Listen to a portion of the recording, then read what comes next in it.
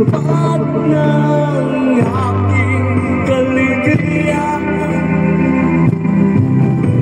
binuhay mo sa puso kong nalulumbay ang nakalay ng isang pag-ibig na walang hanggan.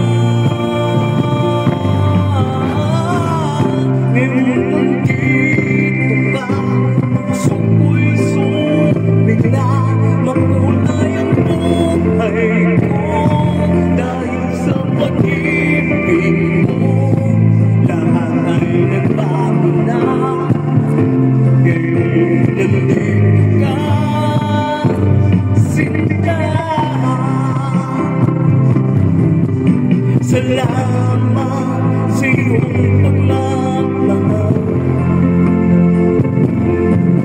sa pag-ibig mo, o giliw ko.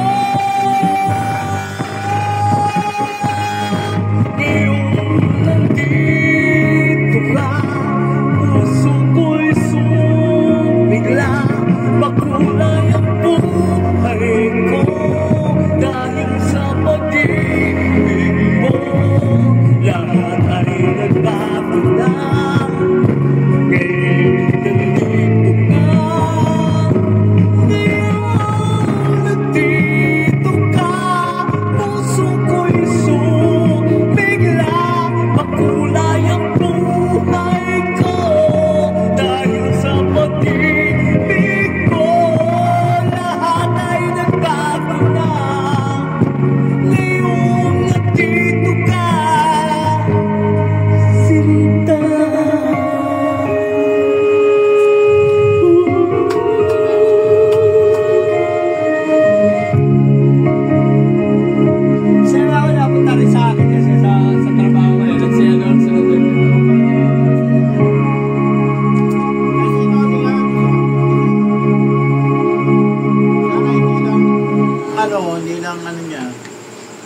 Hindi kasi pare, sa ano kasi sa palaran na rin kasi sa ano eh, iba pa rin yung sumasahod ka.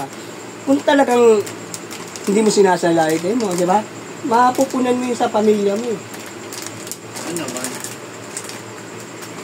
Ay, sabi ko sa kay Rolly, at ako na rin inaano yan, sinoli kung gusto niya. So meron daw siyang ano eh. Hindi, kasi nga, ang kailangan niyang kinikita sa isang araw, may 1,000. Kasi nga pambaon ng anak niya, kapangkain niya. Hindi kasi doon sa ano niya, nakukuha niya kagad pera na eh. Oo, parang gano'n. Ayun nga yan. Kaya nag-ano siya sa mga ganyan. Wala rin, hindi napupunta yan, anong oras na yan. Diba? Siguro ayaw ni Marjorie. Kababata ko rin yun, yung Marjorie na asawa niya. Ayun? Kababata ko yun. Kami magkakababata yun, pati yung babae.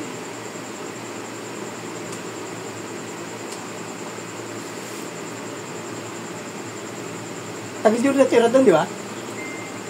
Eh, doon ako lumaki. Doon ka nag-elementary high school? Hindi.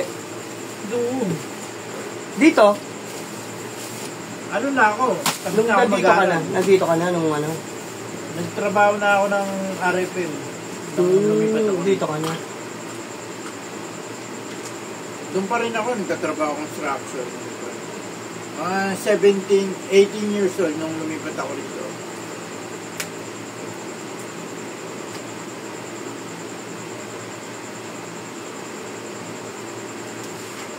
Nakakababata ko yan.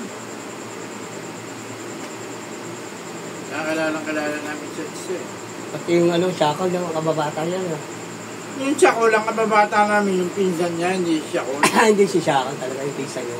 Pinsan niya, si Pare Eric Palomo. Si Eric, Pinakilala niya na si Shakal nung tumira dyan. Nung tumigat na. 4 9 Ah! 3 1